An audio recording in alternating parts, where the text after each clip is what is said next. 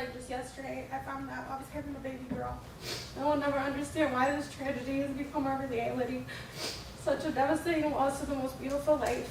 Rest in peace, baby girl. Until we meet again, I love you always and forever. It was a tearful tribute to a daughter she called perfect.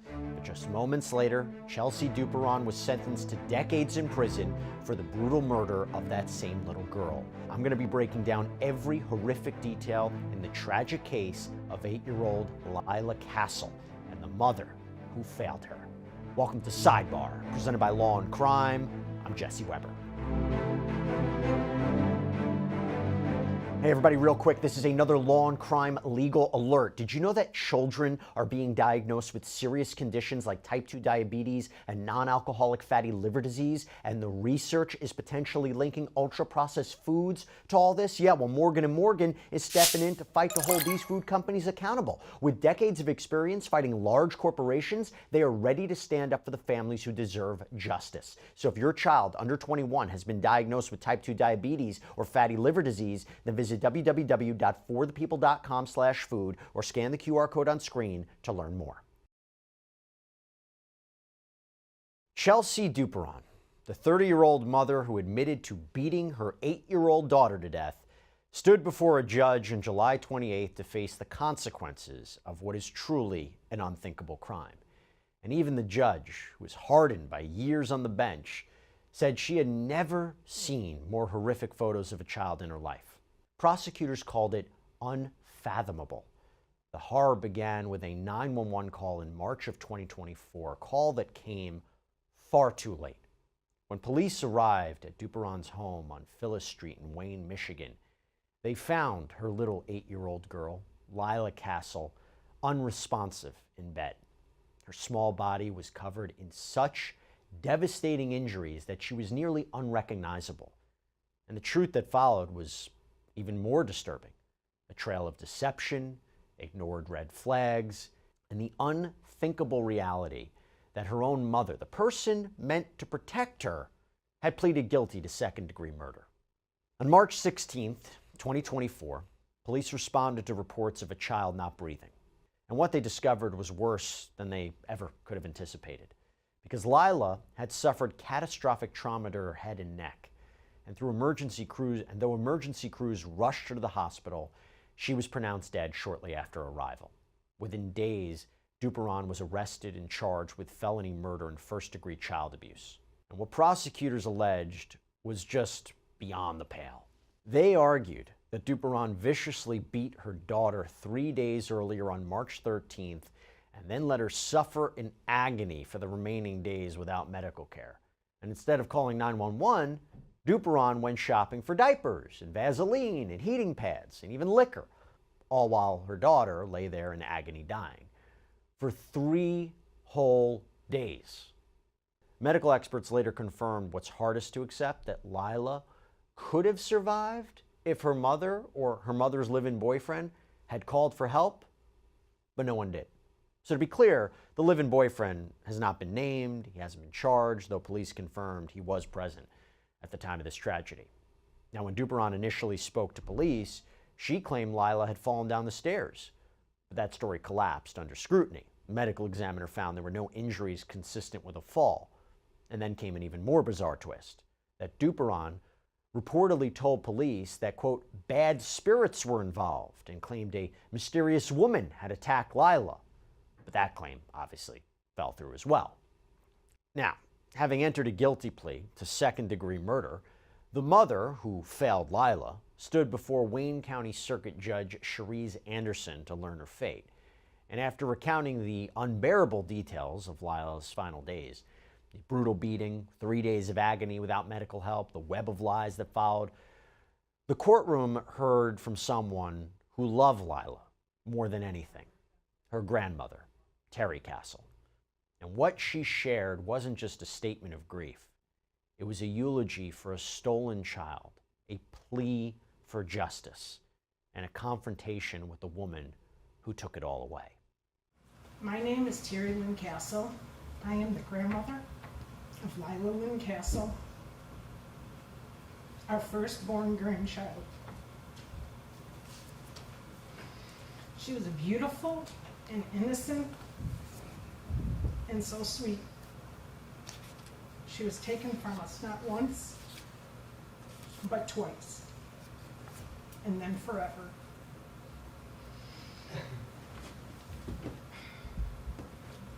Lyla was first taken from her father, Joshua Lynn Cassel, my son, by false allegations by her mother, Chelsea Renee Duperon. Those lies cost him his parental rights and tore apart our family. For almost 5 years, we were kept from Lyla, cut off from her life, the chance to love and protect her closely. We had to watch her grow up from afar, from Facebook. But through it all, we never gave up faith that one day Lyla would grow up and learn the truth, and that she would return back to us, and we could finally tell her how she was always loved, how hard we fought for her, and how we deeply missed her, and that she had a little brother who now will never know his big sister.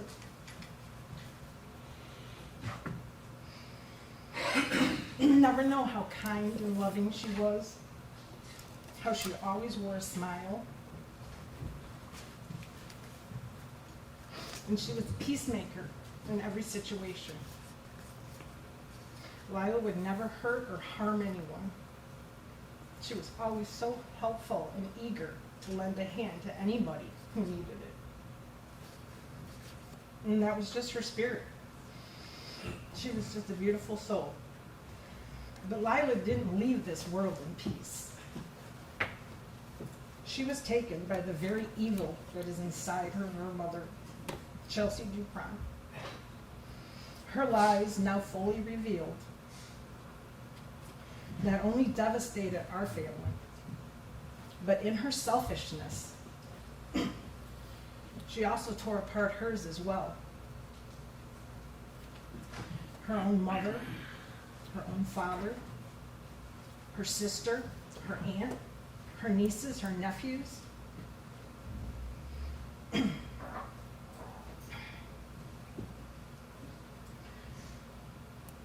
By murdering my granddaughter, Chelsea destroyed our world.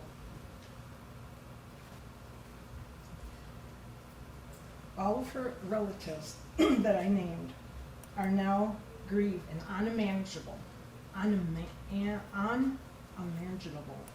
loss, one that we know all too well. Not just for Lyla, but for Chelsea as they once knew her. How unimaginable, how unbearable to lose not one, but two members of your family so close.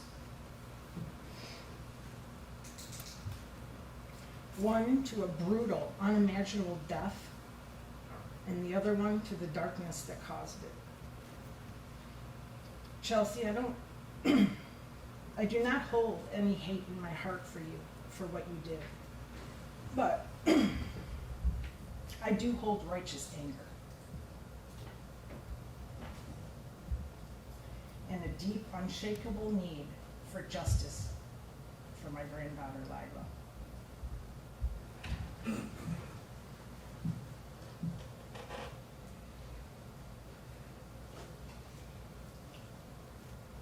Justice for the murder of my granddaughter Lyla by the hands of her own mother, Chelsea Renee Duperon. The Bible says an eye for an eye, but since Michigan does not have a death penalty, I ask that justice be served in the strongest way the law allows. I ask you, Your Honor, by the authority and power that you have, to make sure that Chelsea Renee Duperon, who silenced Lyla forever, will never have the opportunity to harm another soul. We are Lyla's voice now. We will carry her love, her light, her memory, and our hearts for the rest of our lives. But the courtroom also heard from another voice, Chelsea Duperon's aunt, Elizabeth Duperon. And her message carried a devastating weight. It was one that not only condemned Chelsea's actions, but she also condemned those of her boyfriend, who she says did nothing to stop this horror. Bear with me, please.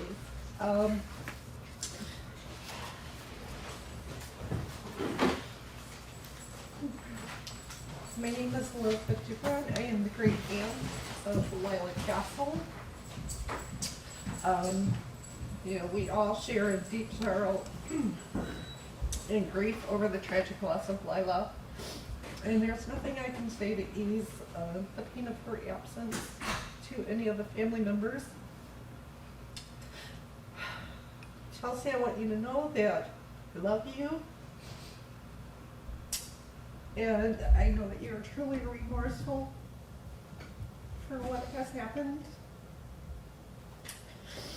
We wish we would have known more about what was going through in those critical days leading up to Lyla's passing.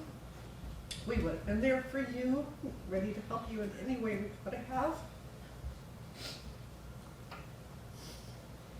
The other adult that lived in the same home as you and Lyla knew the full extent of your struggles, and he knew that Lyla needed medical care, and the person Lyla called Dad had the chance to make a difference and chose not to. Regardless of what transpired, it is clear he was in a position to act and failed both you and Lyla, and I am truly sorry for you both. I hold you responsible for your actions, and I understand that no one is beyond accountability. But I also believe that the burden of justice should not solely fall on your shoulders. We are all questioning and hurting on how such tragedy could happen, and we all share responsibility in some way. Lyla deserved a safe, loving, and long life filled with laughter, hope, and potential. And it's heartbreaking to think of the life experiences she lost and the silence that allowed her to suffer.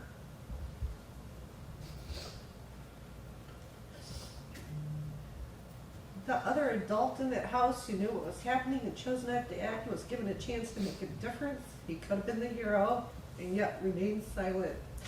That silence was a coward's choice, and it robbed you, Chelsea, from getting the help you desperately needed, and Lyla, her life. Under Michigan law, there are provisions to address situations where child safety and neglect. We rely on these systems of accountability to protect children and hold those responsible and accountable. Yet even with these protections, justice remains elusive to all who should be held responsible. As we mourn Lyla and we grieve this profound loss, I hope we can find some measure of healing and promise to ensure no other child suffers in the same way. Lyla is a bright light, and her memory calls on us to be vigilant, compassionate, and committing to doing better. To all of Lyla's family and all who loved her, I leave you with heartfelt sympathy and hope for justice. Now, just to be clear, and as we mentioned earlier, Chelsea Duperon's live-in boyfriend hasn't been charged, and this is despite being present during Lyla's final days. But prosecutors during sentencing, they left no doubt. While others may have failed this little girl, it was Duperon who made the choices that ultimately sealed her fate. In their final argument, they walked the court through every damning detail. The hospital searches that never led to help, the diapers bought instead of 911 calls, the medical proof that Lyla could have survived if her mother had just chosen to save her. Here's the prosecution's case for why the defendant alone bears the weight of this crime. Thank you, Your Honor.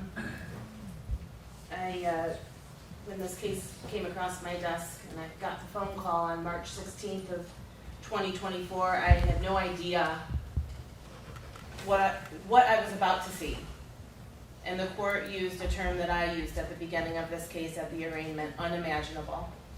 What Lyla endured that day and endured the days following was unimaginable.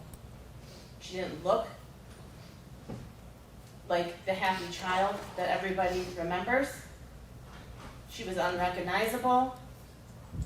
And one reason I'm glad that accountability was taken is that she doesn't have to be seen in this open court and remembered that way, and that she can rest in peace with the dignity that she deserves. Lyla would be 10 years old today, and this was a very thorough investigation. So many people were interviewed, neighbors, family members, people at the school, teachers, counselors, and all described Lyla in the same way, that she was sweet, bubbly, smart, loving, goofy, funny.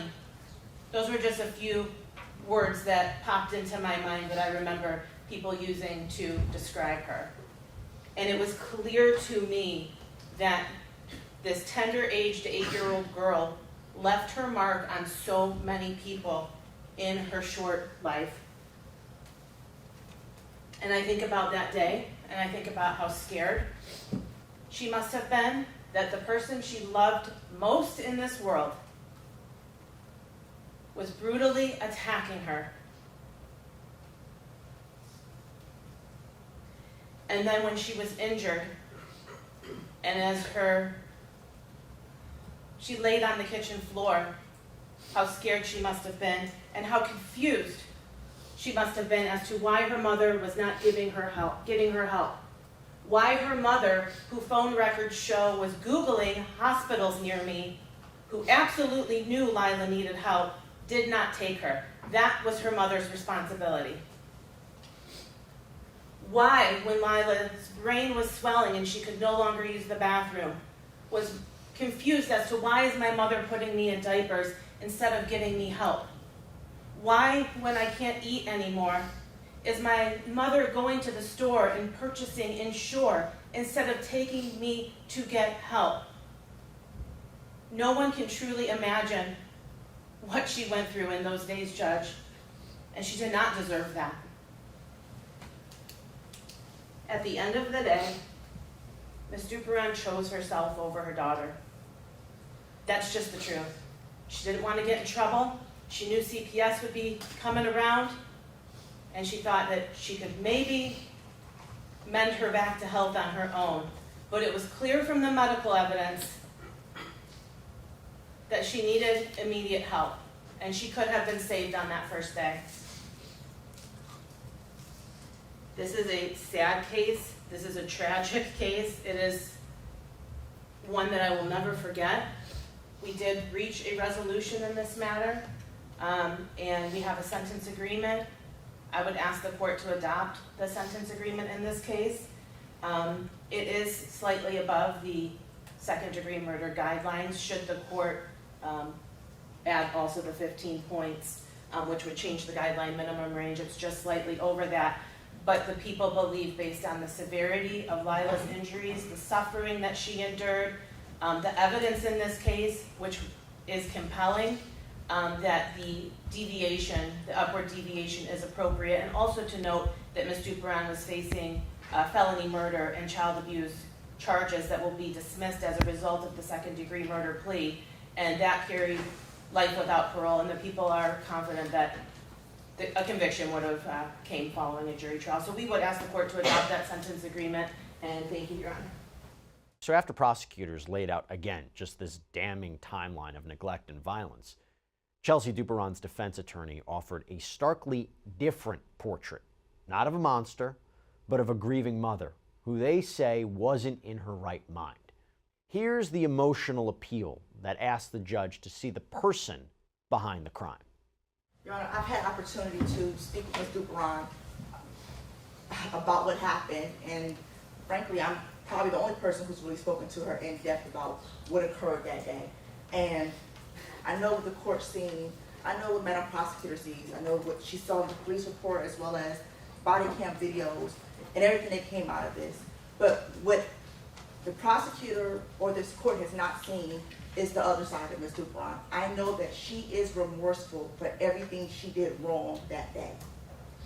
I too, well, my team, my investigator, we spoke to her family, we looked into things, and the same way the prosecutor heard wonderful things about Lyla, we heard wonderful things about Chelsea. We heard that Ms. Duperon was a great mother. I even searched her on Facebook, and I went through her Facebook page. I saw all the pictures she had of her and her daughter. She truly loved her daughter, and that is one thing that I'm certain about. And I'm also certain that Ms. Duperon never intentionally meant to hurt Lyla. I think there are multiple things at play that led to this incident, but it was never intentional. She never meant to hurt her. She was not in her right mind, Your Honor, for lack of better words. The person she is today, the person she was all the years she's been raising Lyla, was not the person she was in that moment when this incident occurred. Now, as far as the aftercare, after the assault, Ms. Duperon again did what she believed was best. She was torn between taking Lyla to the hospital, but she did believe that Lyla could have been nursed at home. And it's without a doubt, if she knew the severity of Lyla's injuries, her internal injuries, Ms. Duperon would have taken her to the hospital, without a doubt. She never wanted this to happen. And again, this is a woman who stands before you who is truly remorseful for, again, her actions and her inactions, Your Honor. But this moment, that moment, is not a reflection of who she really is and the type of mother that she was to Lyla. And again, me and Ms. Duperon spoke a lot about this case. And one thing we can agree on is that we know that she loved Lyla, and we know that Lyla knows and knew that her mother loved her, and that her mother would never intentionally hurt her. And with that being said, Your Honor, we are asking that you adopt the sentence agreement. Now, before sentencing was handed down, Chelsea Duperon herself was given the opportunity to address the court. And in an emotional statement, she spoke about her memories of Lyla, from choosing her daughter's name to teaching her to ride a bike. And here's what she told the judge in that statement, again, moments before learning her sentence. It feels like just yesterday I found out I was having a baby girl. I remember lying in bed holding my belly and asking, what do you think about the name Lyla? And I felt two little kicks of response in me right then as I cried happy tears that my new best friend's name was Lyla. On June 27, 2015, I was blessed with the most perfect baby. I grew into the most caring, smart, funny, loving, sweet girl. I was filled with a love I never knew existed. I remember Lyla sitting in the kitchen while I cooked dinner, and she said, Mama, I know why your food is so yummy. I said, oh yeah, why is that? And she told me, because you make it with love. I was hearing her little sleepy voice first thing in the morning, telling me how much she loves me, and her daily reminders that I'm the best mama. I couldn't have asked for a more perfect daughter. Lyla was so pure and so sweet, always so happy and loving. She never failed to amaze me. I'll never forget when we decided it was time to take off her training wheels. I was so nervous, but she wasn't. She hopped right on her bike and immediately took off. She was a pro on the first try. I couldn't believe it.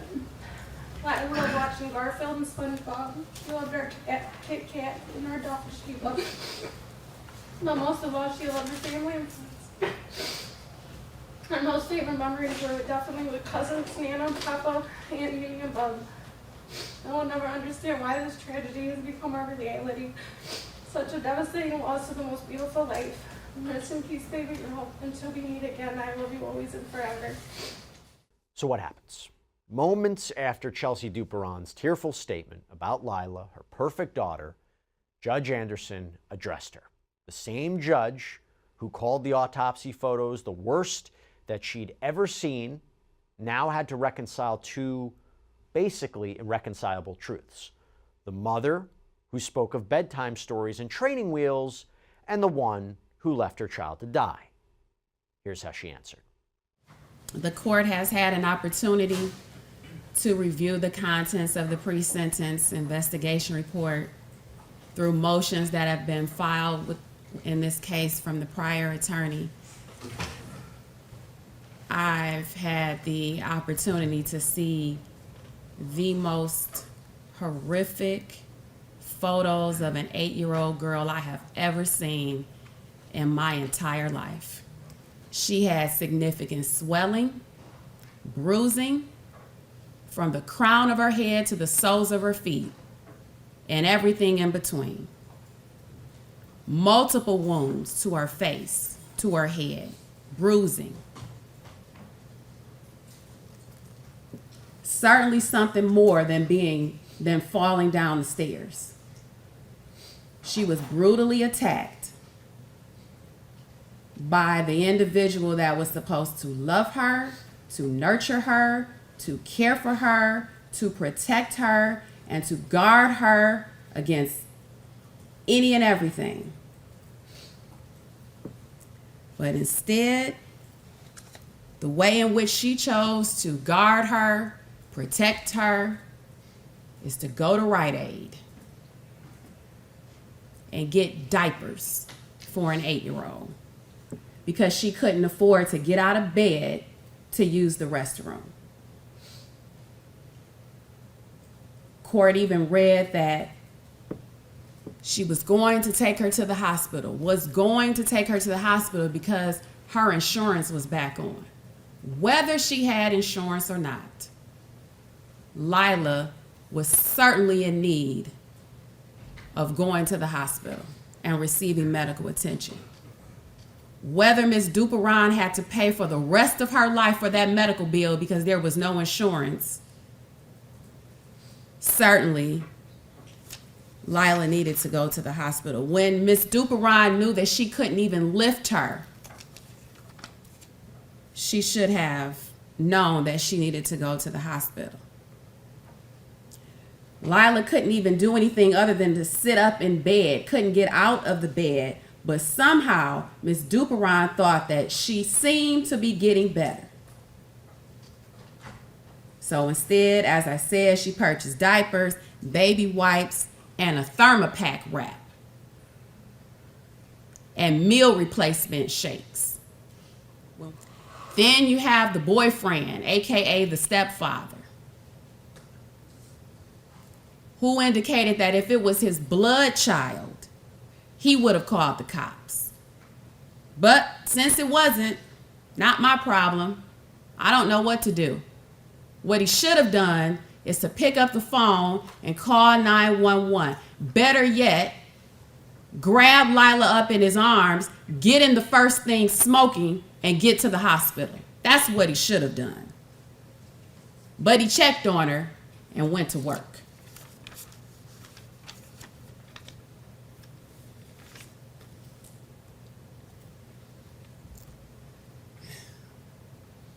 When reading the family members' letters and listening to what was said today, they certainly took the words out of my mouth in terms of the notes that I had, because the ongoing theme in my notes is that she was failed on multiple occasions. She was failed by the live-in boyfriend who didn't seek to get her medical treatment, and she was failed by her mother.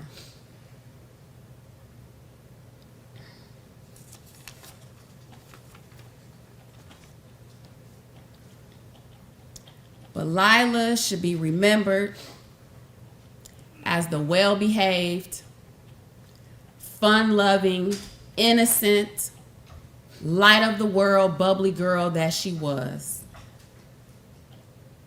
and not for anything else. And so this court believes that Lyla is now in a place where she is loved for, where she is cared for, and where no one else will have the opportunity to fail her.